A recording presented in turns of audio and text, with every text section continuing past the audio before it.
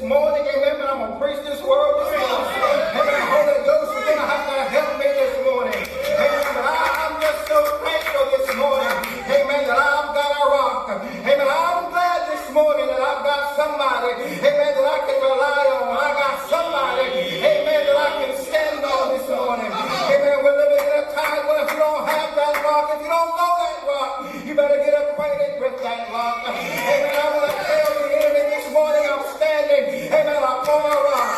Amen, and though this world is shaking and the church world, amen, is shaking, I shall not be moved. Amen, because I'm standing upon, amen, the rock. If you know that rock this morning, somebody ought to give God a hand of a praise. Amen, in God's house. He said, upon this rock, he said, I'm going to build my church. And he said, the gates of hell shall not prevail. Amen, against, amen, the church. Amen, in Scripture. Amen, there are many metaphors and similes that God, amen, refers his people to. Amen, he calls us the sheep of his pastor. Amen,